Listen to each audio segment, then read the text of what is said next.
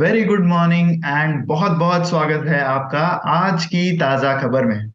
चलिए, world economy, global economy के साथ करेंगे शुरुआत, जहां पर सबसे पहली न्यूज है ऑयल मार्केट्स के बारे में। ऑयल के प्राइसेस, ऐसा एक्सपेक्टेशन था कि शायद थोड़े बढ़ जाएंगे बिकॉज रशिया में चल रहे पॉलिटिकल टर्मोइल की वजह से थोड़ा सा एक्सपेक्टेशन था कि हो सकता है सप्लाई के कुछ चैलेंजेस यहाँ पर आएंगे आने वाले महीनों में, एंड जिससे प्राइस जो है वो थोड़ा सा बढ़ जाएगा। लेकिन ऐसा कहीं नजर नहीं आ रहा है। मार्केट जो है वो ये देख रहा है कि जो रशिया में प्रॉब्लम्स चल रहे हैं, जो उनका मर्सिनरी ग्रुप है वैगनर, जिनके प्रॉब्लम्स है with the government in Russia, वो एक इमीडिएट थ्रेट नहीं है, ऐसा मार्केट ने ऑलरेडी परसीव कर लिया है। जिस तरह से ऑयल के प्राइसेस बिहेव कर रहे हैं उस तरह से ये बात क्लियर है। एक्सपर्ट्स का ये कहना है कि जियो पॉलिटिकल इम्पैक्ट जो है उसके कंपैरिजन में इकोनॉमिक इम्पैक्ट जो है वो हमेशा डोमिनेट करता है, एंड इकोनॉमिक इम्पैक्ट ज्यादा नजर नहीं आ रहा, सप्लाई चैलेंजेस ज्यादा नजर नहीं आ रहे। अगर हम पिछले हफ्ते की बात करें तो तब ब्रेंट क्रूड के प्राइसेस ऑलमोस्ट 3 to 4% से करेक्ट हो गए थे, एंड द रीजन वॉज कि सारे इंटरेस्ट रेट हाइक्स के ऊपर जो ओपिनियन था यूएस गवर्नमेंट का या फिर यूरोपियन सारे नेशंस जो है वो जिस तरह से रेट हाइक्स को अप्रोच कर रहे हैं, उससे ये बात क्लियर थी कि शायद डिमांड पर्सपेक्टिव जो है ये सारे नेशंस में वो थोड़ा सा सबड्यूड रहेगा, जिसकी वजह से ऑयल के प्राइसेस जो थे वो थोड़े से करेक्ट होते हुए नजर आए। चाइना में भी जो इकोनॉमिक रिकवरी है वो भी थोड़ी सी डिसअपॉइंटिंग नजर आ रही है, तो इसके चलते डिमांड साइड जो है वो ज्यादा लिफ्ट नहीं हो पा रहा, एंड इसी वजह से करेक्शन आया था। ये न्यूज आने के बाद भी अब तक सप्लाई चैलेंजेस उतने नजर नहीं आ रहे, इसके चलते ऑयल के प्राइसेस जो है उन्होंने रशिया के पॉलिटिकल टर्मोइल को ज्यादा यहाँ पर श्रग ऑफ कर दिया है। सो यहाँ पर उन्होंने ज्यादा भाव नहीं दिया इस चीज को, एंड इसी के चलते मार्केट जो है वो इमीडिएट थ्रेट नहीं देख रहा है इस चीज को। जेपी मॉर्गन का ये कहना है कि यूएस के जो स्टॉक्स है उनमें थोड़ा सा डाउनसाइड रिस्क ज्यादा नजर आ रहा है करेंटली, एंड हो सकता है कि जो मार्केट्स है वो एक फ्लैट रेट से बढ़े, एंड जो स्टॉक्स है वो ज्यादा रिटर्न्स ना दे, इसकी पॉसिबिलिटी उन्होंने ज्यादा जताई है। जो स्ट्रेटेजिस्ट है जेपी मॉर्गन चेज में, वो बिलीव कर रहे हैं कि यूएस इक्विटीज जो है वो शार्पली भी फॉल हो सकते हैं, एंड जो भी इन्वेस्टर्स है उनको ये रिस्क्स ध्यान में रखने होंगे अगर उन्हें यूएस के स्टॉक्स में इन्वेस्ट करना है। उन्होंने सिचुएशन को बॉयल द फ्रॉग की जो एनालॉजी है वो कहा है। बेसिकली एक काफी फेमस टर्मिनोलॉजी है जहां पर अगर आप किसी फ्रॉग को एक बॉइलिंग वाटर में रखते हो एंड इमीडिएटली आप अगर वो टेम्परेचर बढ़ा देते हो तो frog will usually jump out of the water. लेकिन अगर आप धीरे धीरे प्राइस जो टेम्परेचर है पानी का, वो अगर आप धीरे धीरे बढ़ाओगे तो फ्रॉग वो रियलाइज नहीं करता, and slowly it will die due to boiling water.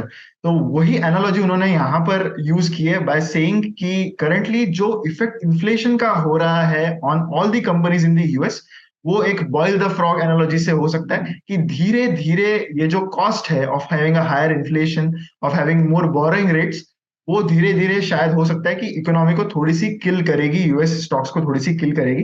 तो यहाँ पर उन्होंने ये रिस्क काफी ज्यादा जताई है। अभी भी अगर हम इन्फ्लेशन की बात करें, अभी भी जो टारगेट है यूएस फेडरल रिजर्व का, उससे अभी भी थोड़ा सा दूर है यूएस का सीपीआई इन्फ्लेशन नंबर। 2% का टारगेट यूएस फेडरल रिजर्व ने रखा है, तो उसी को टैकल करने के लिए यूएस का फेडरल रिजर्व अभी भी पीछे नहीं हट रहा। वो अभी भी इस चीज पर एग्रेसिव है कि वो रेट हाइक्स करेंगे अगर इन्फ्लेशन को नीचे लाना है तो। चलिए अब बात करते हैं इंडियन इकोनॉमी की, जहां पर कुछ एनालिस्ट्स का ये कहना है कि ऑयल प्रोड्यूसर्स जो है इंडिया में, they will benefit because of zero windfall tax in the month of June. पिछले एक साल से विंडफॉल टैक्स लगा दिया है इंडियन गवर्नमेंट ने, जिससे जो भी ऑयल प्रोड्यूसर्स है इंडिया में उनको एक इंसेंटिव ना मिले to export the oil, because oil के प्राइसेस जब बढ़ते हैं तो बहुत सारे Indian producers like Reliance, what they do is they import crude oil, they process the fuel and they export it, because export market में जो रेट है वो और बेटर मिल रहा था।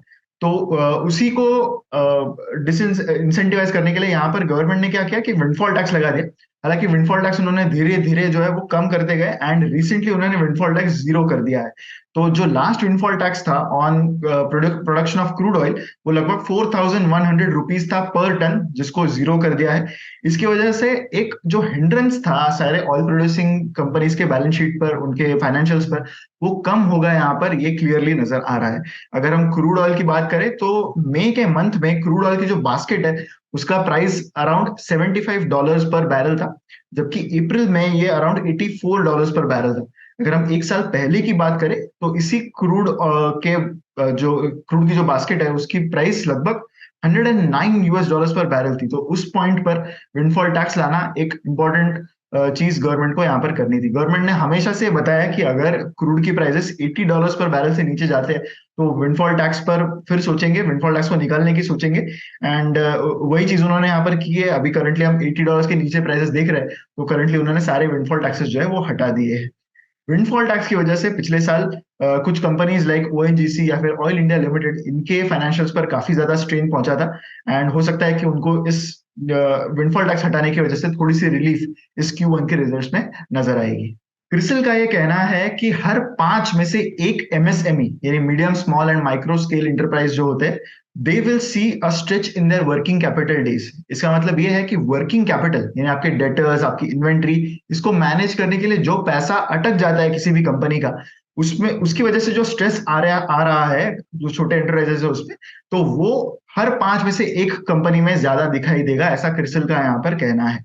एंड ये कंपैरिजन है टू प्री कोविड यानी FY20 से पहले के जो साल थे उसके कंपैरिजन में ये एनालिसिस जो है वो उन्होंने यहाँ पर प्रेजेंट किया है। एमएसएमईज की अगर हम बात करें तो वो इंडिया के कंट्री के 40% एक्सपोर्ट्स के लिए रिस्पॉन्सिबल है, यानी काफी मेजर नंबर एमएसएमईज यहाँ पर कंट्रीब्यूट करते हैं। एंड करंटली जो हेडविंड्स आ रहे हैं from advance countries, particularly US, Europe, because ये countries almost 1/3 of India exports है, तो बिकॉज वहां पर स्लो डाउन चल रहा है तो इंडिया के जो एमएसएमईज है उन पर ये ज्यादा अफेक्ट कर सकता है।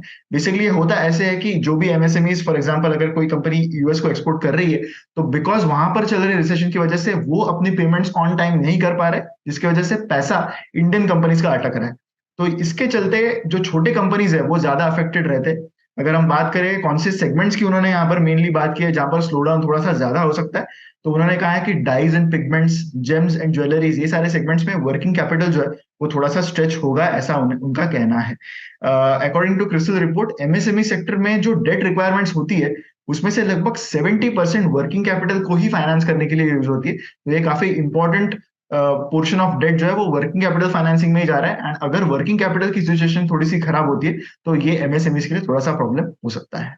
डेलॉइट का ये कहना है कि इंडिया का जो ऑनलाइन रिटेल मार्केट है वो 2.5 टाइम्स फास्ट ग्रो होगा compare to offline market by the year 2030। Future of retail करके उन्होंने एक रिपोर्ट निकाली है जहां पर उनका कहना है कि ये जो मार्केट है ऑनलाइन रिटेल का वो $325 बिलियन से डॉलर्स तक चला जाएगा by the year 2030। Currently this is somewhere around $70 billion in the year 2022। Organise retail की जहां तक बात आती है तो ऑर्गेनाइज रिटेल का उनका एक्सपेक्टेशन है कि $230 बिलियन तक ये बढ़ जाएगा बाय द ईयर 2030। करंटली ये $110 बिलियन का है।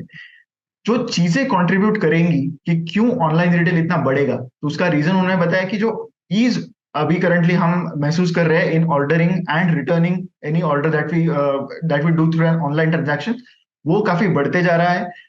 लॉजिस्टिक्स का जो इंफ्रास्ट्रक्चर है वो काफी रोबस्ट वे में इंक्रीज हो रहा है। Currently almost 19,000 pin codes currently cover हो रहा है बाय सम और the other e commerce company. And digitally savvy customer base जो है वो बढ़ता जा रहा है। 220 मिलियन यानी 22 करोड़ का जो कस्टमर बेस है वो एक काफी अच्छे रेट से इंक्रीज हो रहा है। इंटरनेट पेनिट्रेशन भी बढ़ते जा रहा है। सब्सटैंशियल इन्वेस्टमेंट्स हो रही है from private equity companies which cater to online retail market. तो इसी के चलते ये सारी चीजें ऑनलाइन रिटेल मार्केट जो इंडिया का वो ज्यादा ग्रो करेंगी। अब चलते हैं कुछ कंपनी वाइज अपडेट्स की, जहां पर सबसे पहली अपडेट है अबाउट HUL। HUL के जो MD है उनका ये कहना है कि करंटली उनकी काफी अच्छी लीडरशिप पोजीशन है, बट स्टिल वो कंपटीशन को इग्नोर नहीं कर सकते, कंपटीशन को राइट ऑफ नहीं कर सकते, ऐसा उनका कहना यहाँ पर है। HUL ऑब्वियसली आप जानते होंगे कि काफी सेगमेंट्स में एक लीडर है, FMCG जायंट है ये कंपनी, लेकिन इस सेगमेंट में करंटली कंपटीशन बढ़ते जा रहा है बिकॉज बिग पॉकेट्स यहाँ पर एंट्री ले रहे हैं। पतंजलि काफी एग्रेसिवली यहाँ पर ग्रो करने की कोशिश कर रहा है। उसके अलावा रिलायंस रिटेल भी काफी ज्यादा ग्रो करने की कोशिश कर रहा है। कुछ एनालिस्ट का ये कहना है कि कुछ प्राइस पॉइंट्स में रिलायंस रिटेल के जो सोप्स है, डिश वॉशिंग बार्स है, डिटर्जेंट्स है, वो ऑलमोस्ट 30 to 35% लोअर है compare to the market leader in that segment. तो इसके चलते कंपटीशन को इग्नोर करना ये एक अच्छी बात नहीं होगी, ऐसा HUL का यहाँ पर कहना है। उन्होंने ये भी कहा है कि वो लेसर प्राइसिंग में अभी ज्यादा वॉल्यूम ऐड करने की कोशिश करेंगे। एक हायर प्राइस वाली साइकिल करंटली खत्म हो गई है, इन्फ्लेशन रेट्स थोड़े से अभी ईज आउट होने लगे हैं, तो वो प्राइसिंग में भी इंप्रूवमेंट्स करेंगे, ऐसा उनका यहाँ पर कहना है। FMCG इंडस्ट्री बहुत सारे अपॉर्चुनिटीज देता है एंड आने वाले टाइम में भी यहाँ पर काफी अच्छे ग्रोइंग अपॉर्चुनिटीज मिलेंगी, ऐसा उनका कहना है। एचयूएल की अगर हम बात करें तो कंपनी के लगभग 50 ब्रांड्स है जो 16 कैटेगरीज में केटर करते हैं, एंड एचयूएल एक काफी क्लियर मार्केट लीडर बहुत सारे ब्रांड्स में ऑलरेडी है। आईसीआईसीआई सिक्योरिटीज का जो स्टॉक है that hit a 52 week high yesterday because company का एक डीलिस्टिंग प्रपोजल यहाँ पर आ गया है। आईसीआईसीआई बैंक का ये कहना है कि वो कंसिडर कर रहे हैं टू डीलिस्ट आईसीआईसीआई सिक्योरिटीज, जिसमें आईसीआईसीआई बैंक का मेजोरिटी स्टेक जो है वो यहाँ पर है। एंड कंपनी का ये कहना है कि वो कंसिडर कर रहे हैं कि इस डीलिस्टिंग को वो एक शेयर स्वैप डील के थ्रू करेंगे इंस्टेड ऑफ अ कैश पे आउट। यानी जो भी करंट शेयर होल्डर्स है जिनका स्टेक आईसीआईसीआई बैंक बाय करना चाहता है, उन्हें वो कहेंगे कि instead of taking an amount पर शेयर, हम आपको आईसीआईसीआई बैंक के शेयर्स दे देंगे उसके बदले में। ये जो डीलिस्टिंग का प्रपोजल है ये कल ही कंपनी ने स्टॉक एक्सचेंज में जो है वो इंटीमेट किया था। आईसीआईसीआई सिक्योरिटीज हालांकि ज्यादा टाइम नहीं हुआ है कंपनी को लिस्ट होके, 5 साल पहले ही कंपनी का लिस्टिंग हुआ था। 4000 करोड़ का आईपीओ तब आईसीआईसीआई सिक्योरिटीज ने किया था, जिसको एक काफी पुअर रिस्पॉन्स मिला था, कह सकते हैं पूरा सब्सक्रिप्शन उसके आईपीओ को हुआ नहीं था। एंड जब लिस्ट हुई थी कंपनी तो वो इश्यू प्राइस से नीचे लिस्ट हो रही थी, एंड तब से लेकर अब तक मोर और लेस कंपनी ने अंडर परफॉर्म ही किया है बेंचमार्क इंडेक्सेस को। अगर हम Q4 के रिजल्ट्स की बात करें तो आईसीआईसीआई सिक्योरिटीज का जो कंसोलिडेटेड नेट प्रॉफिट था वो 263 करोड़ था, which was down by 23% compare to Q4 of FY22। Broking पर डिपेंडेंस कम करने के लिए कंपनी ने हाल ही में डाइवर्सिफाई करने की कोशिश की है। वेल्थ मैनेजमेंट में, लोन्स के उनके बिजनेसेस में काफी वो एग्रेसिव होने लगे हैं। जनरल इंश्योरेंस में भी कंपनी ने काफी एग्रेसिव स्टांस लेना शुरू किया है। तो आगे हमें देखना होगा कि डीलिस्टिंग प्रपोजल होता है या नहीं होता है, बिकॉज डीलिस्टिंग एक काफी पेनफुल प्रोसेस होती है, बहुत सारे अप्रूवल्स के थ्रू जाना पड़ता है। 90% शेयर होल्डर्स का इसको एसेंट लगता है। तो ये सारी चीजें यहाँ पर I feel that it's still a long way कि कंपनी ये डीलिस्टिंग कंप्लीट कर पाए उसके लिए। Jio platforms and Morris garages MG का एक कोलैबोरेशन अनाउंस हुआ है, जहां पर कनेक्टेड कार फीचर के लिए जो एमजी की कॉमेट ईवी है उसके लिए उनका एक कोलैबोरेशन है for connected car features. So basically यहाँ पर जो फीचर्स है सारे दोनों कंपनीज के, वो कोलैबोरेट करने की कोशिश यहाँ पर की जाएगी। एंड जो वॉइस असिस्टेंस इस कार में प्रोवाइड किया जाएगा वो मेनली जियो की तरफ से होगा। ऐसा यहाँ पर इनोवेशन जो है वो इस तरफ एम किया जा रहा है। एमजी कॉमेट के जो कस्टमर्स हैं उनको जियो के बाकी इनोवेटिव एसेट्स है उनकी भी हेल्प दी जाएगी, ऐसा यहाँ पर कहना है, which includes music app, payments app, connectivity platforms. So यही सारे चीजों में यहाँ पर Jio and MG are going to collaborate. PB Fintech का स्टॉक कल 7% से अप रहा, 52 वीक हाई को हिट कर गया है ये स्टॉक। मैनेजमेंट की जो कमेंट्री है रिसेंटली वो काफी एग्रेसिव रही थी, काफी रोबस्ट रही थी। इसी के चलते कोटक इंस्टीट्यूशनल इक्विटीज जो है उन्होंने इस कंपनी के बारे में एड एक रेटिंग दिया है, एंड टारगेट प्राइस भी उन्होंने यहाँ पर ज्यादा दिया है compare to the current market price. Kotak का यहाँ पर कहना है कि कंपनी करंटली एक अच्छे सिचुएशन में है to leverage technology, and they are aiming to add more insurance partners in product development, fraud detection, ये सारी चीजों में वो इंप्रूवमेंट करना चाहते हैं। ऑपरेटिंग एफिशिएंसी जो है कंपनी की वो भी बढ़ती हुई नजर आ रही है। एंड पॉलिसी बाजार जो है वो 80% उनका जो ट्रैफिक है वो एक डायरेक्ट ट्रैफिक है, which is quite organic traffic. So ये नंबर काफी ज्यादा अच्छा नजर आ रहा है उन्हें, एंड इसके चलते उन्होंने कंपनी के बारे में एक बाय रिपोर्ट यहाँ पर दी है। ट्रेडिशनली जो कस्टमर्स है वो सैलरीड एंड सेल्फ एम्प्लॉयड में ज्यादा कॉन्सेंट्रेट करते हैं, जो भी इंश्योरेंस बेचते हैं वो। लेकिन पीबी फिनटेक यहाँ पर अंडर सर्व्ड सेगमेंट्स में पहुंचने की कोशिश कर रहा है, फॉर एग्जांपल एनआरएस, हाउसवाइफ्स and underprivileged people. So ये कंपनी के लिए एक काफी अच्छा ग्रोथ ड्राइवर रिसेंटली रहा है, ऐसा कोटक का यहाँ पर कंक्लूजन था। एक्सिस बैंक जो है वो इंडस्ट्री से 6% फास्टर ग्रो करेगी, ऐसा कंपनी के सीईओ अमिताभ चौधरी का कहना था। कंपनी जो है axis bank that is focusing mainly on rural and semi urban markets, and उन्होंने हाल ही में डिजिटल इंफ्रास्ट्रक्चर इंप्रूव करने के लिए भी काफी ज्यादा कॉन्सेंट्रेट किया है।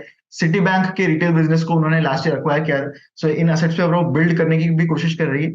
अगर हम FY23 की बात करें तो ये कंपनी के लिए एक काफी ब्रेकआउट ईयर था। कंपनी का जो डिजिटल प्लेटफॉर्म है एक्सेस 2.0 वो काफी अच्छे से चला था, and they are really working well to build proprietary in house digital capabilities with full stack engineering, product development, and ये सारी चीजें उन्होंने पिछले साल में काफी अच्छी चीजें यहाँ पर उन्होंने लाने की कोशिश की थी। एक्सिस बैंक ने पूरा एक्विजिशन कंप्लीट किया था of city bank consumer business, and उनका जो NBFC कंज्यूमर बिजनेस है उसको भी एक्वायर करने का उन्होंने जो है वो एक्विजिशन पूरा कंप्लीट किया था। उनका ये कहना है कि अर्ली ट्रैक्शन जो नजर आ रहा है सिटी बैंक के बिजनेस को अक्वायर करने के बाद, वो काफी पॉजिटिव नजर आ रहा है। एंड अगर हम नंबर्स की बात करें तो पिछले साल जो उनकी डोमेस्टिक लोन बुक है वो ऑलमोस्ट 23% से ग्रो की थी इन FY23। So that is a very good number in the banking industry. And उनका ये कहना है कि इंडस्ट्री से बेटर ग्रोइंग स्टैंडर्ड्स वो मीडियम टू लॉन्ग टर्म में मेंटेन कर पाएंगे। अब आते हैं हमारे last section which is believe it और नॉट सेक्शन, जहां पर हम बात करने वाले हैं हमारे कैप्टन कूल MS धोनी की। MS धोनी जी का एक वीडियो इमर्ज हुआ था 2-3 दिन पहले, जहां पर he was spotted playing candy crush on his iPad। इसके बाद ट्विटर पर कैंडी क्रश का जो गेम है वो ज्यादा ट्रेंड होने लगा। According to some reports almost 3 million downloads बढ़ गए of this game after this video emerged. And although ये रिपोर्ट जो है वो स्टिल अनवेरिफाइड है, अब तक कैंडी क्रश के जो मेकर्स है उन्होंने इस चीज को क्लैरिफाई नहीं किया है।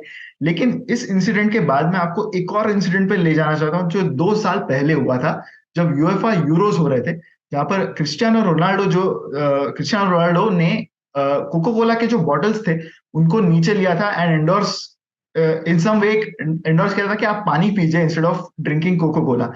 इसके बाद कोको कोला का जो मार्केट कैप है वो ऑलमोस्ट $4 बिलियन से ड्रॉप हुआ था, यानी 1.6% से उनका जो मार्केट कैप है वो करेक्ट हुआ था। तो यहाँ पर एक ट्रेंड मैं आपको दिखाना चाहता हूँ कि आज आज की दुनिया में आप देख सकते हो कि पावर ऑफ पर्सनैलिटी कितनी ज्यादा बढ़ गई है। अगर कोई इन्फ्लुएंशियल पर्सन है जो कोई भी एक्ट करता है जाने अनजाने में, उसको मार्केट किस तरह से रिएक्ट कर रहा है इसका हमें एग्जाम्पल देखने को मिल रहा है। And obviously increasingly world online है, इंक्रीजिंगली लोग हर चीज मॉनिटर कर रहे हैं, तो इसका कितना बड़ा इफेक्ट पड़ता है ये हमें देखने को मिल रहा है। ऑब्वियसली एज एन इन्वेस्टर आपको इस चीज का फर्क नहीं पड़ना चाहिए, बट मैं बस एक लाइट थ्रो करना चाहता हूँ on on things that can be that people can perceive in today's world. And obviously इनकी जो फॉलोइंग है, ऐसे कोई भी बड़े पर्सनालिटी की फॉलोइंग इतनी ज्यादा होती है कि उसका उस चीज का इफेक्ट कितनी सारी चीजों पर कितने जल्दी पड़ता है वो हमें यहाँ पर देखने को मिल रहा है। एंड यही चीज हमें इस एग्जाम्पल के थ्रू भी देखने को मिली थी। तो इसी के साथ आज का ये एपिसोड ऑफ आज की ताजा खबर यहीं पर खत्म होता है। आई होप आप इस वीडियो को लाइक जरूर करेंगे, कमेंट भी करेंगे एंड शेयर भी करेंगे विद मैक्सिमम पीपल। मिलते हैं अगले वीडियो में। Thank you so much.